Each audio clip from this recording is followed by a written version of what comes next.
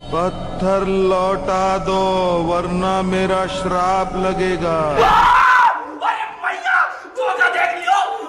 तो पुराने kids cartoon dark moment से भरे पड़े रहते थे और वैसे तो हम इस सीरीज के 2 वीडियो ऑलरेडी ला चुके हैं, लेकिन अभी भी कई सारे डार्केस्ट मोमेंट बचे हुए हैं बताने के लिए। तो हेलो सुपर इंडियंस, मैं हूं सत्यम और ये है पार्ट 3 टॉप 5 डार्केस्ट मोमेंट्स इन कार्टून का। तो नंबर 5 पे हम जिस कार्टून के डार्केस्ट मोमेंट्स की बात करने वाले हैं वो एपिसोड आप में से बहुत सारे लोगों ने ऑलरेडी देख लिया होगा, लेकिन फिर भी ये एपिसोड इस लिस्ट में अपनी जगह डिजर्व करता है, क्योंकि देखो ये सीरीज का तीसरा पार्ट है और इस एपिसोड को हम ज्यादा दिन तक टाल नहीं सकते। तो ज्यादा घुमाए फिराए बात कर लेते हैं टॉम एंड जेरी के एपिसोड ब्लू कैट ब्लूज की। अब देखो टॉम एंड जेरी में कई सारे ऐसे एपिसोड्स आए हैं जिसमें टॉम किसी दूसरे कैट के प्यार में पड़ा है लेकिन उसे पा नहीं पाया, बिल्कुल तुम लोग की तरह। Is that like a personal attack or something? अब जो चीज इस एपिसोड को सबसे ज्यादा स्पेशल बनाती है वो है इसका बिल्डअप। इसमें टॉम जिस व्हाइट कैट के पीछे पड़ता है वो शुरुआत में तो टॉम के साथ फ्लर्ट करती है, अच्छी तरह रहती है, फिर बाद में वो उसे किसी दूसरे अमीर बिल्ले के लिए छोड़ देती है। अब टॉम तो था ही प्यार में अंधा, तो वो लाख कोशिश करता है उसे मनाने की, अपनी सारी कीमती चीजें यहाँ तक कि खुद को भी स्लेवरी के लिए बेच देता है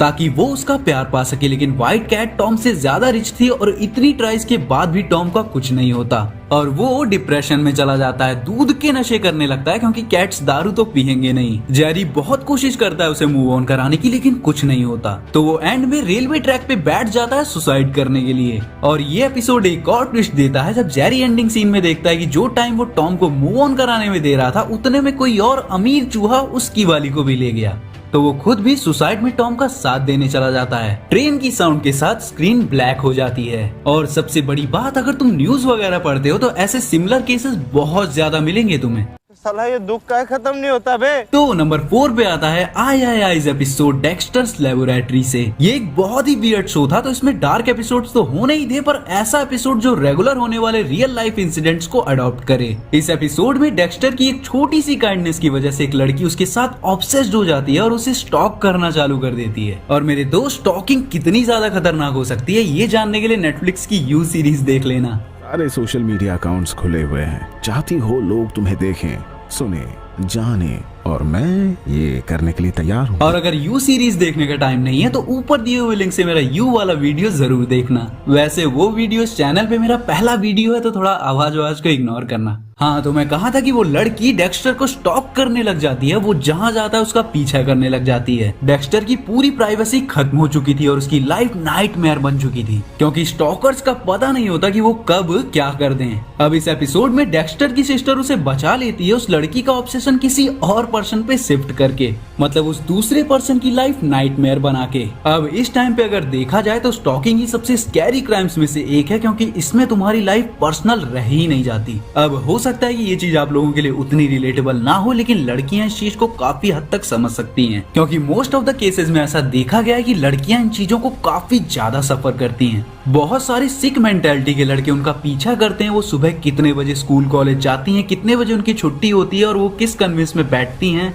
सब कुछ नोट करते हैं। और मोस्ट ऑफ द टाइम लड़कियां इस बारे में अपने पेरेंट्स या अपने गार्जियन से बता भी नहीं पाती, और यही वजह है कि डार्केस्ट मोमेंट्स की इस लिस्ट में ये एपिसोड अपनी जगह डिजर्व करता है। अब नंबर 3 पे आता है करेज द कावर्डली डॉग का फिनाले। अब वैसे तो करेज द कावर्डली डॉग पूरा ही डार्क शो है, पर मोस्टली जो चीजें उसमें होती हैं वो सुपर नेचुरल होती हैं, पर ये फिनाले एक्चुअली करेज की ओरिजिन बताता है। और ये ओरिजिन डार्क इसलिए भी है क्योंकि ये रियल लाइफ में भी होता है। तो करेज को इस शो ने डॉग से ज्यादा किसी ह्यूमन बच्चे की तरह ट्रीट किया है। तो जब करेज बहुत छोटा था तो उसके दोनों पेरेंट्स को, जिनसे वो बहुत ज्यादा प्यार करता था, दोनों को एक जानवरों के डॉक्टर ने अपने अजीब एक्सपेरिमेंट के लिए पकड़ लिया था। और हमें पता चलता है कि ना सिर्फ करेज के पेरेंट्स पर उनके जैसे कई डॉग्स को उसने अडॉप्ट करके मार दिया था एक्सपेरिमेंट के नाम पे। और यही वजह है कि मुरियल को बचाने के लिए करेज अपने डर तक से लड़ जाता था, क्योंकि वो वापस उसे प्यार करने वाले किसी और अपने को नहीं खोना चाहता था। और ये एपिसोड और ज्यादा डार्क हो जाता है जब करेज के अजीब बिहेवियर की वजह से उसे चेकअप के लिए वापस उसी डॉक्टर के पास ले जाया जाता है,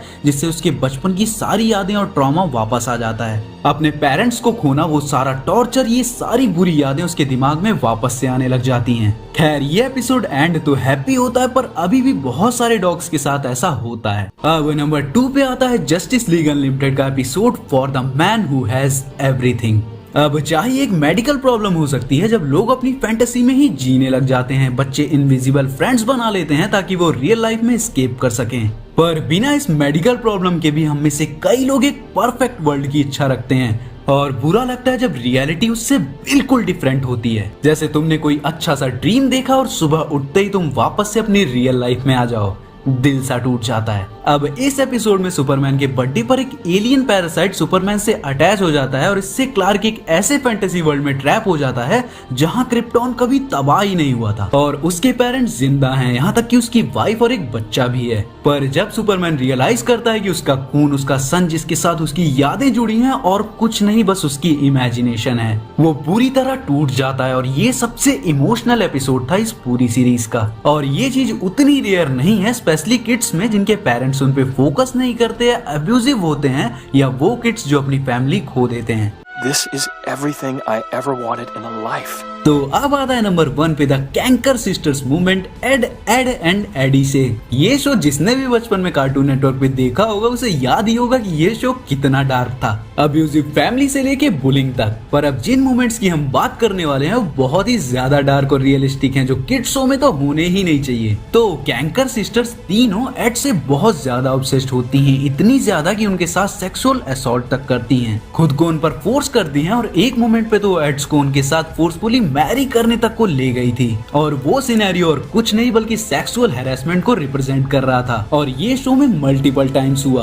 अब इमेजिन करो कि अगर वो रोल्स रिवर्स होते तो मे बी शो तक बैन हो जाता। और ये चीज रियल लाइफ में भी होती है, किड्स, एडल्ट्स, जेंडर कुछ भी नहीं देखा जाता। पर इन एपिसोड्स पर कभी भी कोई एक्शन नहीं लिया गया और मे बी क्रिएटर्स का इशारा भी यही था कि अगर रोल्स को रिवर्स कर दो और इन सिचुएशंस को किड्स कार्टून्स में दिखाओ तो कितने लोग नोटिस करते हैं। पर एंड में सेक्सुअल हैरेसमेंट ही होता है, चाहे वो कोई भी करे, किसी के भी साथ करे। तो गाइस ये थे वो टॉप 5 डार्केस्ट मोमेंट्स इस वीडियो के। तो मैं उम्मीद करता हूँ कि आप इस वीडियो को भी उतना ही प्यार दोगे जितना आपने इस सीरीज के पहले और दूसरे वीडियो को दिया। इसी के साथ ही मुलाकात होगी अगले वीडियो में, तब तक के लिए bye, may the force be with you.